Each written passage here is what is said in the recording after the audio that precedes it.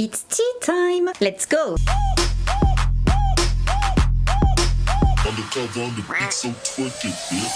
Bonjour, bonsoir tout le monde, je suis ravie de vous retrouver aujourd'hui dans mon ancien décor. J'ai de la famille à la maison donc je ne peux pas filmer dans mon décor habituel. J'espère que ça vous dérange pas, hein. Voilà, c'est un petit peu un retour aux sources. Et aujourd'hui nous allons parler de l'actrice Lucy Hale. Et comme vous pouvez vous en douter, viendra très bientôt une vidéo sur la série Pretty Little Liars. Alors déjà, j'ai tenu à faire une vidéo sur elle parce que récemment, j'ai vu un podcast qu'elle a donné, c'était là en février, où elle a parlé de certaines choses. J'aurais jamais pensé qu'elle avait traversé tout ça. Donc c'est quand même très intéressant son parcours. Au final, je me rends compte que je la connaissais pas du tout. Donc écoutez, c'est parti, découvrons son parcours et sa vie. Alors c'est donc une actrice mais également une autrice, compositrice et interprète américaine donc, et elle est née le 14 juin 1989. Elle a grandi dans le Tennessee avec sa petite sœur sous le nom de Karen Hale. Son vrai prénom donc est Karen Lucille Hale, mais au sein de sa famille, pour autant, on l'a toujours appelée Lucy. Ses parents ont divorcé quand elle était encore enfant, et c'est à partir de ce divorce qu'elle va commencer à avoir des troubles alimentaires. Elle en parlera aux alentours de 2012. Ses parents se remarient chacun de leur côté, et c'est le beau-père de Lucy qui un jour va l'entendre en train de chanter, et qui va faire la réflexion à sa mère en disant « Lucy, elle a quand même une belle voix, peut-être que ça l'intéresse tout ça, donc faudrait peut-être se pencher un petit peu sur ce qu'elle voudrait faire. » Elle va donc commencer à prendre des cours de chant, des cours de théâtre, tout ça, et elle sera déscolarisée, hein, elle n'ira plus dans une école normale dès l'adolescence, car dès les années 2000, alors qu'elle n'a que 14 ans, elle fait partie du top 5 des American Juniors. I've been waiting such a long time just trying to get through. You can reach me by railway. You can reach me by trailway. You can reach me on an airplane. You can reach me with your mind. You can reach me by caravan. Donc là on est en 2003 et elle rejoint donc le groupe de chant du même nom et elle en fera partie jusqu'en 2005, date à laquelle le groupe se sépare. Donc après avoir vécu cette période en tant que chanteuse, elle va ensuite se focaliser sur le métier de comédienne et elle déménage donc à Los Angeles. Donc là, elle a 15 ans et bien qu'elle admette qu'elle a peut-être raté certaines étapes importantes, bon, pour autant elle ne regrette rien. Je considère toujours que c'est le meilleur été de ma vie jusqu'à présent. C'est ce qui m'a forcée à déménager. Enfin, pas forcé entre guillemets, mais m'a donné envie de déménager à Los Angeles. C'était la première fois que je venais à LA et j'ai pu tout voir et j'ai convaincu ma mère de venir pour la saison des pilotes et de faire quelques auditions. Saison des pilotes donc c'est là où en fait vous êtes embauché pour jouer dans un épisode d'une série, dans le tout premier, pour voir si ça va marcher. Donc là, effectivement, à l'été de ses 15 ans, elle a déménagé à Los Angeles avec sa mère pour voir si elle pouvait démarrer sa carrière. Ça va être le cas, donc elle va enchaîner. Dès 2006, elle va jouer dans une nouvelle série qui s'appelle Secret of a Small Town. Malheureusement, bon bah voilà, la série n'est pas retenue. On va également la voir dans la série Drake and Josh. On la retrouve ensuite dans Newport Beach, puis dans Bionic Woman, qui se termine après 9 épisode, la série étant annulée. En 2007, elle tourne encore dans un pilote pour la sitcom American Family. Malheureusement, la série n'est pas retenue non plus. Ensuite, elle joue dans un épisode de How I Met Your Mother. Elle en avait même parlé justement en 2009 quand on lui avait demandé si elle reviendrait dans la série. Elle avait répondu « Vous savez quoi ? J'aimerais vraiment parce qu'en dehors de la série Privileged, c'est ce que j'ai préféré faire. Croisez les doigts parce que si jamais ça se fait, j'en suis. » Bon, finalement, on l'a jamais revue dedans. Et également dans 2 épisodes de la fameuse série de Disney Channel Les Sorciers de Waverly Place. Et c'est d'ailleurs là qu'elle va faire la rencontre de celui qui deviendra son chéri, donc l'acteur David Henry. Donc ils sortiront ensemble pendant environ 2 ans. Elle continue les tournages et là on va la voir dans le film 4 filles et un jean 2, puis dans la série Privileged. Donc là, entre-temps, dès qu'en fait sa mère a vu que Lucy commençait à enchaîner des petits rôles, elle est retournée dans dans le Tennessee et elle a laissé Lucy toute seule, donc elle a commencé à être vraiment autonome à l'âge de 18 ans. Entre 2009 et 2010, on va la voir apparaître dans Les Experts Miami, Ruby and the Rockets et également dans Private Practice, et c'est en 2010 que les choses vont commencer à décoller pour Lucy. Donc là, elle a 21 ans et elle décroche le rôle d'Aria Montgomery dans la nouvelle série Pretty Little Liars. Et sachez en plus pour info qu'elle a failli ne jamais jouer dans la série. En effet, on lui avait proposé de tourner dans un autre projet avec de plus grandes stars et elle a justement hésité. Alors elle disait, c'est très facile de se laisser attirer par les strass et les paillettes d'un projet, par le salaire ou par les personnes impliquées dedans. On m'a proposé un autre pilote, mais mon instinct n'arrêtait pas de me dire d'aller vers Pretty Little Liars. Il y avait quelque chose à propos du titre qui se répétait continuellement dans ma tête et je savais que c'était sans doute la meilleure décision à prendre. Je pense que la raison qui m'a poussée à choisir Pretty Little Liars est que j'étais emballée sur le plan créatif. Avant de lire le script, je me disais, je ne veux pas juste faire une série qui va juste apparaître et ne pas avoir vraiment un impact. J'ai l'impression que cette série ne ressemble à aucune autre pour adolescents et j'ai l'impression que c'est pourquoi les gens la regardent chaque semaine. C'est différent de tout ce qui existe et nous repoussons vraiment les limites. Alors justement, quand elle est venue, elle a testé tantôt pour Aria et tantôt pour Anna. Elle s'est rendue compte ensuite qu'elle était plus attirée par le personnage d'Aria parce que pour elle, elle était en quelque sorte différente du groupe. Selon elle, elle fait son propre truc et elle a ses propres intérêts et elle la trouvait très amusante à jouer. Ça, c'est quelque chose qui l'a tout de suite attirée parce qu'elle-même justement, alors voilà ce qu'elle déclare, en grandissant j'ai toujours eu l'impression d'être différente des filles de mon âge parce que j'avais des intérêts différents et que je pensais à des choses différentes. Aria est comme ça aussi. Ce n'est pas seulement la personnalité d'Aria mais aussi son style qui la rend unique. Mais malgré tout elle se sent quand même différente du personnage sur pas mal d'autres points. C'était justement là tout le challenge pour Lucy d'interpréter Aria et alors comment justement elle a réussi à aussi bien intégrer le personnage? C'est assez marrant, c'est grâce à sa garde-robe. J'ai l'impression que ce que vous portez représente qui vous êtes, comment vous vous sentez ce jour-là. Ce que vous portez dépend de ce que vous ressentez tel jour. Et cela aide certainement à la situation. What's cool about Aria is that she really doesn't have one word that describes her style. She's sort of all over the place. Lucy Hale helps me out a lot, her being her.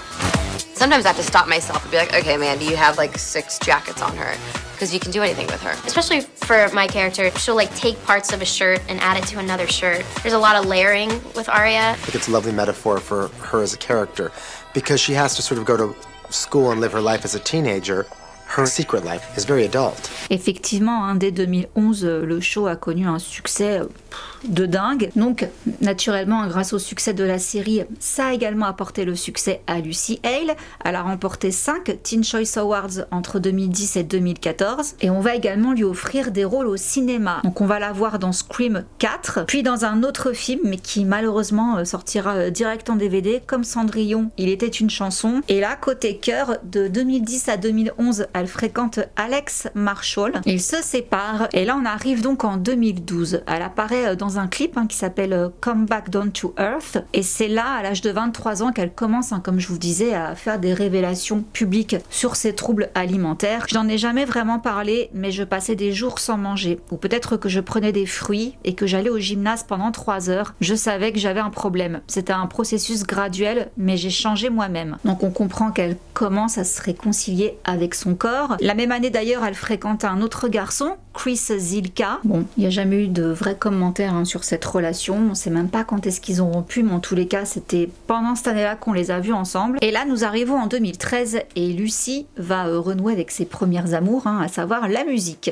Non sans mal, parce qu'elle le dit, qu'elle était vraiment très nerveuse à l'idée de se lancer en fait dans la musique. J'ai très peur. Certains jours je m'endors et je me dis mais qu'est-ce que je fais? Les gens ne vont pas me prendre au sérieux. Mais la musique est mon truc préféré et je vais me battre pour y arriver. Donc voilà, elle se relance dans la chanson.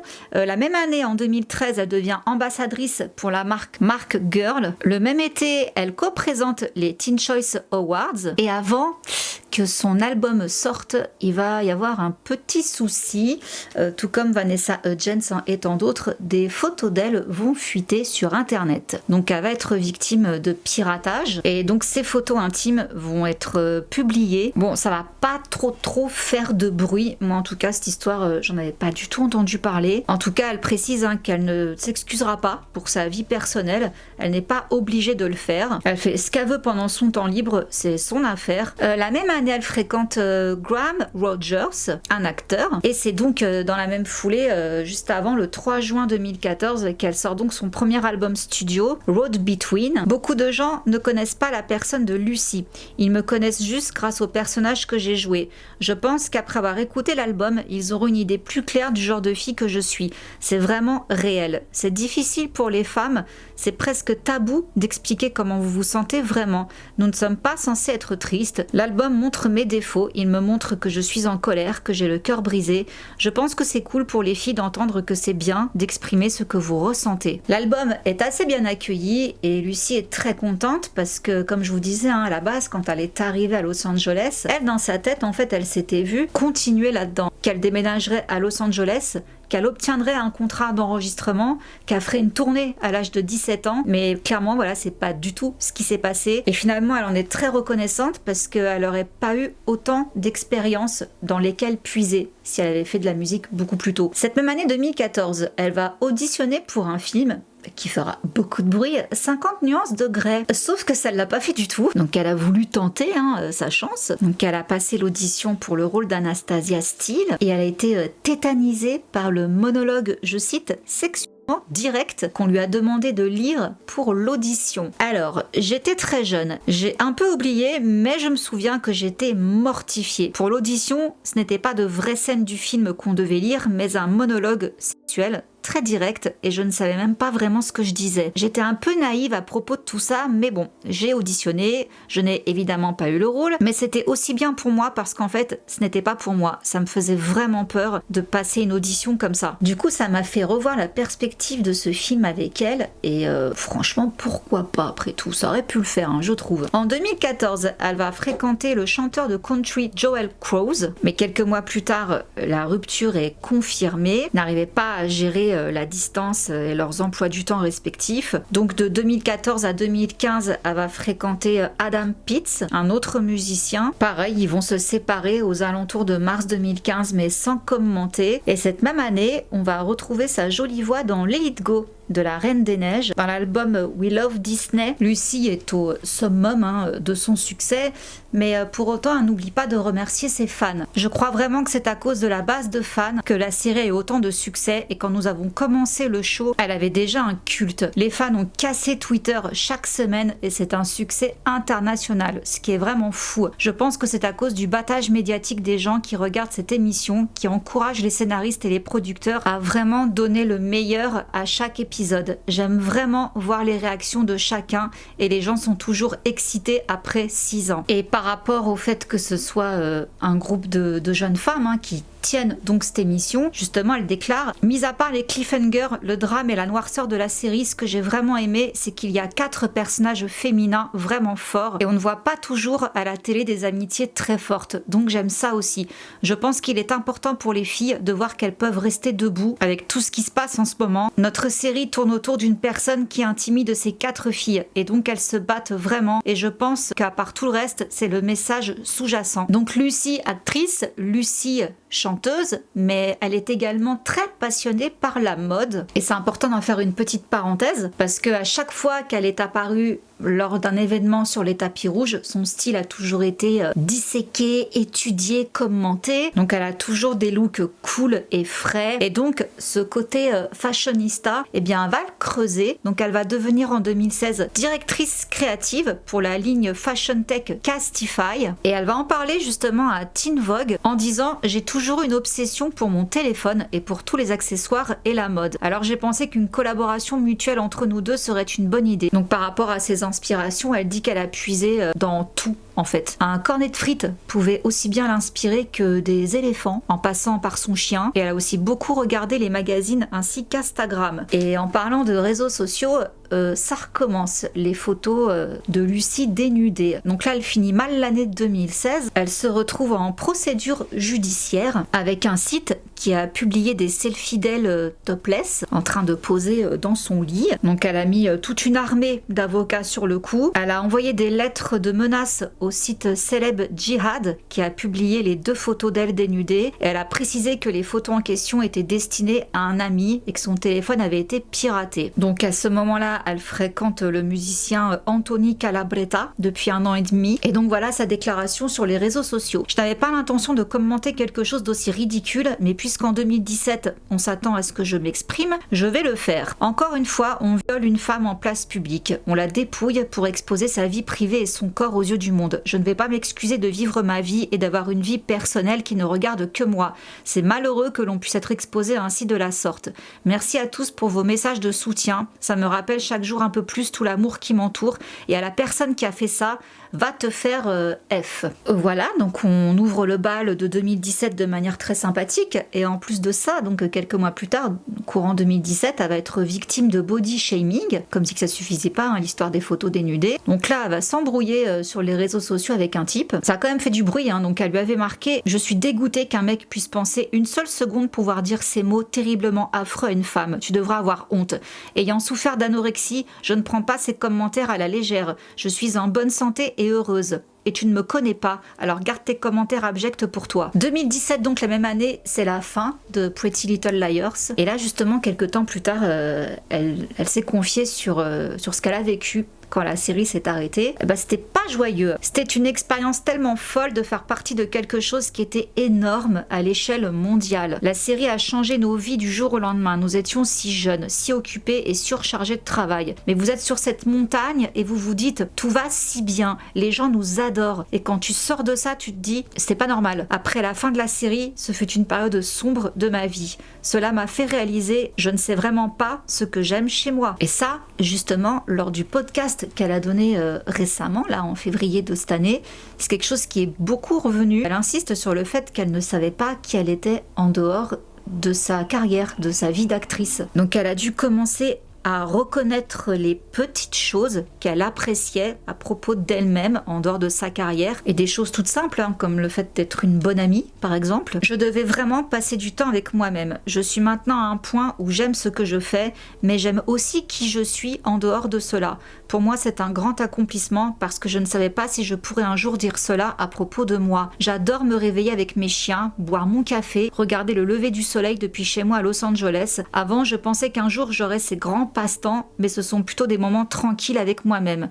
Je ne sais pas si c'est parce que le travail me tire constamment dans 1 million de directions différentes, mais j'aime la solitude. Ce n'est pas inhabituel pour moi de ne rien faire de social pendant des mois d'affilée. Et donc, elle dit que pour elle, le plus important, c'est de prioriser sa santé mentale, car comme elle le souligne dans plusieurs interviews, en fait, elle a grandi devant les caméras. Ça a été quand même une période assez charnière, hein, toutes les années a joué dans Pretty Little Liars, et c'était justement des années où elle était censée découvrir qui elle était, et là finalement elle n'a pas pu le faire, donc elle a commencé à le faire après l'arrêt de la série. Donc la série se termine, elle se tourne quand même vers d'autres projets, notamment la série Life Sentence de 2017, dont le pitch était assez intéressant, hein. C'était une jeune femme qui se rendait compte qu'elle était atteinte d'un cancer en phase terminale. Malheureusement, le show a été annulé au bout d'1 saison. Lucy l'a pas très bien pris parce que déjà elle était un petit peu réticente à l'idée d'enchaîner si vite une nouvelle série, mais l'histoire lui plaisait vraiment. Cette même année également, elle se sépare donc de son chéri, hein, Anthony Calabretta, et début 2018, bon, encore un petit coup dur, cette fois-ci c'est un cambriolage. Alors elle a fait partie des célébrités qui se sont toutes fait casser lors de cette année-là, hein. Il y a eu toute une brochette. Donc c'était le vendredi 5 janvier 2018, très tôt dans la matinée. Donc les voleurs ont brisé l'une de ses fenêtres d'entrée pour s'introduire donc à l'intérieur des lieux. Ils lui ont dérobé plusieurs objets de valeur, donc des sacs à main de luxe, tout ça. Donc le préjudice a été estimé à 15 000 $. Bon, et la même année sort un film que moi j'ai adoré, c'est Action ou Vérité. Et cette même année 2018, est-ce que ça vous évoque quelque chose? Forcément, le mouvement MeToo, et Lucy a également des choses à dire. Pas des choses très gaies, on s'en doute. Alors elle avait donc posté un message sur son Instagram que je vous lis. « Je n'avais jamais ressenti une telle douleur. Ma dignité et mon ego ont été détruits. Je n'ai pas les mots pour exprimer ce que je ressens. Je le jure, je saisirai la moindre occasion qui se présentera pour tenter de faire bouger les choses. » Donc en fait, elle raconte avoir été droguée et abusée. Donc ça s'est passé lors d'une soirée et dans une interview, elle en a reparlé en disant « Jusqu'à ce que cela m'arrive personnellement, je n'avais vraiment saisi ce qu'une agression sexuelle pouvait avoir comme conséquence sur moi-même et mon entourage. Oui, c'est vrai, j'ai vécu ça. Une agression est une agression. De très nombreuses personnes ont subi ça. Être drogué et abusé, ça m'est arrivé à moi et à d'autres gens de mon entourage. C'est malheureusement très commun. Heureusement, j'en suis sortie indemne physiquement et je n'en souffre plus trop aujourd'hui. J'espère que mon témoignage encouragera d'autres victimes d'agression à s'exprimer pour, j'espère, aller de l'avant. » Voilà, elle non plus, la pauvre, elle n'y a pas échappé. 2018, elle va fréquenter un homme qui s'appelle Riley Smith, qui tournait avec elle justement dans la série Life Sentence. Mais bon, ça va pas durer très très longtemps. Et juste après, elle se met avec Ryan Rothman, un acteur aussi. Et là, on arrive début 2019. Lucy Hale décroche un rôle dans le spin-off de Riverdale, Katie Keene. I was on Riverdale, just one episode. So my new show is called Katie Keene, and it's in the Archie universe and in the Riverdale world. Josie? Katie Keene! Home sweet home. And to introduce my character, I was on an episode of Riverdale that aired this week, actually. So my character was with Veronica. I did all my scenes with Veronica, so it was fun. Malheureusement, le show ne fait qu'une seule saison avant d'être annulé. Et Lucy est dégoûtée. Elle en avait parlé justement après l'annulation en disant que ça m'est arrivé plusieurs fois et à chaque fois c'est juste déchirant. C'est un mauvais moment, il faudra du temps pour s'en remettre. C'était vraiment l'un des moments forts de ma vie. Juste une telle joie. Yeah, I mean, there was so much rejection. There still is so much. Like, I still will audition and get my heart set on something and then don't get it. I mean, I've auditioned for, Twilight and High School Musical and Hairspray and Pitch Perfect, and you get so close. Some you don't even get a call back. They're like, you are not right for this. I think that, you have to go in with the mindset that you can't win them all, and I think that you just have to take every experience as a learning experience, and you grow from every opportunity like that. Bon, elle enchaîne avec d'autres tournages. La même année, on la retrouve dans Nightmare Island, puis dans une comédie romantique, The Hating Game, et dans un autre film également, A Nice Girl Like You. À ce propos, elle dit « J'ai lu tout le scénario et j'étais tellement gênée et j'ai rougi tout le temps. Plus je le lisais, plus je riais comme une dingue. Cela m'a mis mal à l'aise, vraiment mal à l'aise. Alors je savais que je devais le faire pour me sortir de ma coquille. » Et elle est bien sortie de sa coquille, parce que même pour se préparer pour le rôle, elle a été assistée à des conventions sexuelle avec ses partenaires du film afin de bien se préparer, et elle a dit qu'elle a vu des choses qu'elle n'avait jamais vues auparavant. Bon, suite à ça, on la voit dans un autre film qui s'appelle Son of the South, et côté cœur, elle commence à fréquenter en 2020 Colton Underwood, romance très discrète, ils se sont séparés sans faire de vagues. L'année suivante, en 2021, elle joue dans Big Gold Brick avec Megan Fox, et là on va lui demander son avis sur le reboot de Pretty Little Liars. Je sais pas si vous l'avez vu, moi non, pas encore, mais on lui a demandé ce qu'elle en pensait, et en fait elle disait qu'elle était pas à l'aise avec le concept de donner des conseils à propos de ce reboot. Alors je cite: « Oh mon Dieu, c'était tellement déprimant de devoir déjà donner des conseils à une nouvelle génération, mais je pense que c'est super. C'est un honneur qu'ils veuillent continuer l'héritage de Pretty Little Liars. Je connais bien Bailey Madison, qui a été castée pour la série, et je l'adore. Je soutiendrai toujours d'autres artistes et actrices, quelle que soit l'entreprise. Je pense qu'il est important de se serrer les coudes, car il n'y a pas assez de soutien dans ce milieu, à mon avis. Je suis aussi curieuse de voir ce qu'ils vont en faire. » Et 2021, alors là, il y a eu des rumeurs sur une romance qui a affolé la toile entre Lucy Hale et Skeet Ulrich, qu'on peut justement voir dans Riverdale. Alors ils ont été aperçus en train de s'embrasser à Los Angeles. Ils n'ont rien confirmé tous les deux, voilà. Ça n'a pas dû durer parce que là, en janvier 2023, quand on lui parle de sa vie amoureuse, elle dit qu'elle mourra seule avant de s'installer, de se poser, de se mettre en couple. C'est lors d'un podcast avec l'actrice Rachel Bilson qu'elle va dire que en fait elle trouve pas, parce qu'elle a des exigences, des normes, voilà, ce qu'elle attend d'un homme, aussi bien spirituellement que physiquement, tout ça, et qu'en fait elle trouve pas, quoi. Pour elle, le plus important, c'est d'être en accord avec elle-même, et pour l'instant, aucun petit copain qu'elle a eu, ou voilà, ça fait le job, quoi. Et donc, on en arrive au 14 février 2023. C'est la Saint-Valentin, et Lucy Hale poste une photo d'un gâteau. Donc sur cette photo, on peut voir qu'elle célèbre sa première année de sobriété. Ceci est un post pour l'amour-propre et sur la plus grande chose que j'ai jamais faite. Le 2 janvier 2023, j'ai fêté 1 an de sobriété. Bien que ce voyage ait été surtout privé, je me suis sentie obligée ce soir de faire savoir à tous ceux qui luttent que vous n'êtes pas seul et que vous êtes aimé. Donc on a plusieurs de ses co-stars qui ont commenté, notamment Troian Bellisario, qui lui a écrit « Félicitations Lucie, c'est courageux, cool et inspirant, tu mérites tout l'amour propre et l'amour des autres ». On a également Sasha Pieters qui lui a laissé un petit « Love you », Shay Mitchell qui lui a mis un petit cœur. Et on en arrive donc à ce fameux podcast, cette interview podcast qu'elle a donné le 23 février 2023. Alors là, elle nous dit que c'est la première fois qu'elle en parle publiquement de ce problème d'alcool. Donc je vous cite, « J'ai un peu plus d'1 an de sobriété, je travaille à devenir sobre depuis l'âge de 20 ans. J'en ai 33. Cela a pris du temps. Il a fallu de la patience avec moi-même. Je me suis simplement accrochée à cette croyance que la vraie Lucie est sortie quand elle buvait. Cela a également calmé mon esprit. Mon cerveau ne s'éteint tout simplement pas et c'est épuisant. J'étais une buveuse excessive. J'avais des blackouts, je ne me souvenais pas de ce que j'avais fait ou de ce que j'avais dit, ce qui est effrayant. » Donc elle dit que la première fois qu'elle a commencé à boire, elle avait 14 ans et qu'elle savait qu'elle avait un problème avec ça, mais que pour autant c'était une buveuse, alors comme elle dit, normale et modérée, et bien qu'elle savait que c'était pas bon pour elle, à chaque fois elle y retournait, quoi, elle se mettait minable. J'ai essayé d'être une buveuse modérée, ne buvant que 2 verres, et j'ai une allergie à l'alcool. Je ne peux pas boire, je considère cela comme une allergie. Mon cerveau ne fonctionne pas de la même manière que quelqu'un qui peut simplement boire un verre de vin.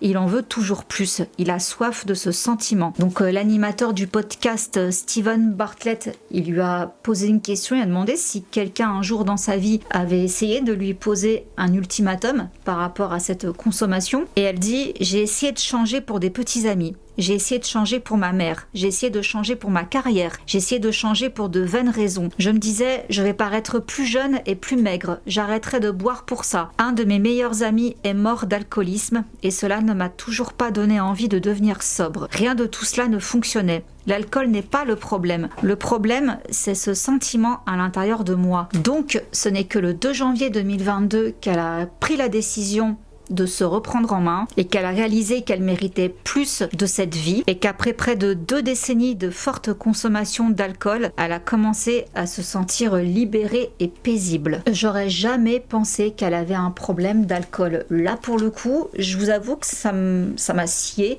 Je dis pas que ça se voit forcément chez tout le monde, que les personnes ont un problème d'alcoolisme, mais franchement j'étais très étonnée quand j'ai vu déjà le titre du podcast. Je me suis dit quoi ? Bon voilà, en même temps j'ai envie de vous dire, vu tout ce qu'elle a vécu, si je condense, donc elle a commencé à vivre toute seule à seulement 18 ans dans le Star System, dans une série qui a cartonné. Bon déjà rien que ça, voilà, jeunette à Hollywood égale problème, voilà.